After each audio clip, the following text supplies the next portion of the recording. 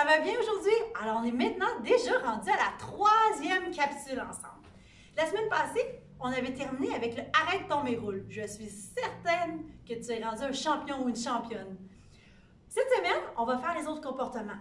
On va voir qu'est-ce qu'on doit faire quand l'avertisseur de fumée sonne et qu'on doit se rendre au point de rassemblement, ou quand l'avertisseur de fumée sonne et qu'il y a aussi de la fumée, comment on doit se rendre à l'extérieur au point de rassemblement. On se rappelle du numéro important, le 911, et je vous avais promis une surprise. Je vais avoir la visite de notre ami Stéphane le pompier et il va être là avec son camion. Alors, on va se diriger à l'extérieur et on va pouvoir faire la visite ensemble. On va commencer par une notion très importante, le point de rassemblement. Quel détecteur de fumée sonne à la maison? Qu'est-ce qu'on doit faire? Bip, bip, bip, bip! Tu as bien raison, c'est comme un code secret qui te dit que tu dois sortir à l'extérieur. Par contre, à l'extérieur, où on va? On doit se trouver le point de rassemblement. Le point de rassemblement, c'est un endroit où tous les membres de la famille vont se retrouver ensemble. Ton frère, ta soeur, tes parents, tout le monde doit le connaître. C'est très important. On a une autre notion, hein? Si ça sonne et qu'il n'y a pas de fumée, on peut se rendre calmement, on va au point de rassemblement et on attend au point de rassemblement et on appelle le 911. Par contre, s'il y a de la fumée, qu'est-ce qu'on doit faire?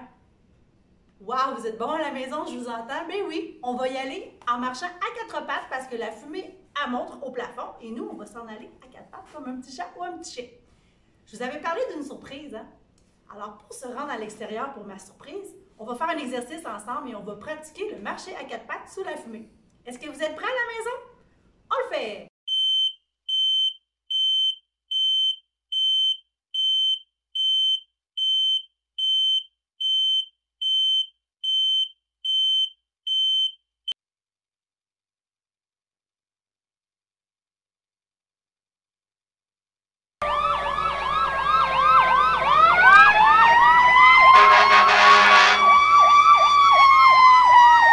Bonjour, monsieur le pompier. C'est moi qui vous ai appelé, je suis ici.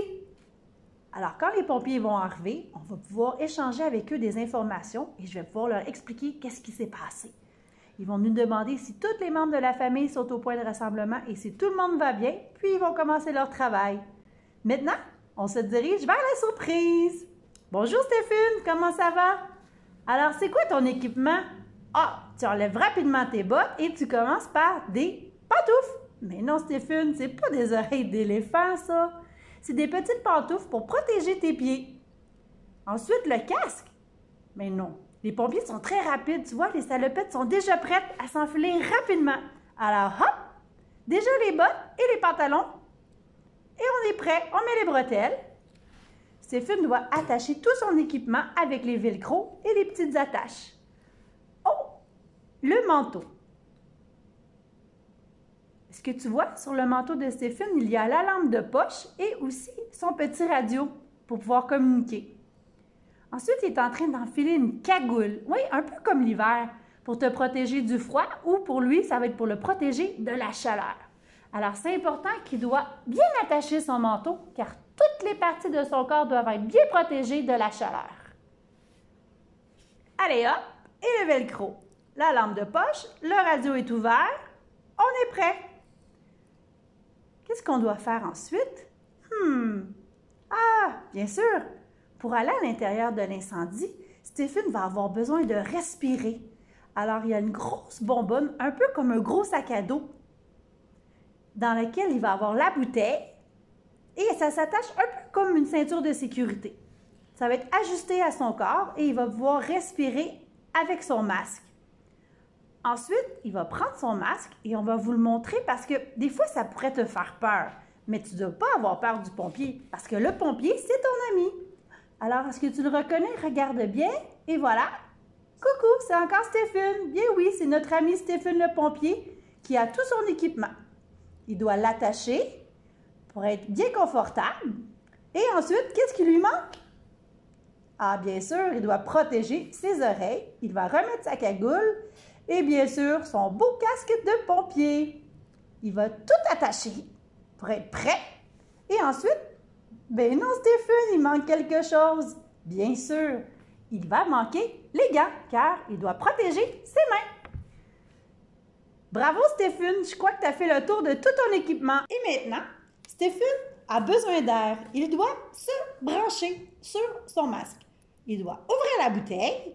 Dring, dring, il va avoir une petite cloche. Il l'a bien entendu pour dire que l'air va arriver. Il se branche et maintenant il est prêt à partir à quatre pattes, tout comme on a fait tout à l'heure. Et puis les amis, comment t'as aimé ma surprise? C'était vraiment le fun, hein? Moi, j'ai vraiment adoré. Par contre, je veux juste te rappeler quelque chose. Stéphane nous a montré son masque. Dans le masque, c'est important de ne pas avoir peur parce que des fois, tu vas voir le son est bizarre et on dirait que tu ne le reconnais pas. Alors, on va le refaire ensemble. Tu vois bien mes yeux? Regarde bien. Mais oui, c'est encore moi, tu m'as reconnu, hein? Maintenant, je vais parler un peu parce que tu vas voir que le son, c'est comme si je parlais comme ça. T'es prêt? Alors, coucou, c'est moi, tu me reconnais?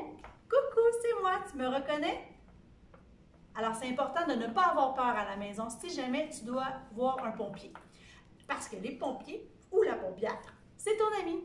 Alors, j'espère que tu as adoré l'expérience avec nous dans nos 2 capsules. On a vu plusieurs choses ensemble et j'espère que tu vas être capable de les appliquer à la maison avec tous les membres de ta famille. Alors, je te souhaite une belle fin de journée. Bye bye, à la prochaine!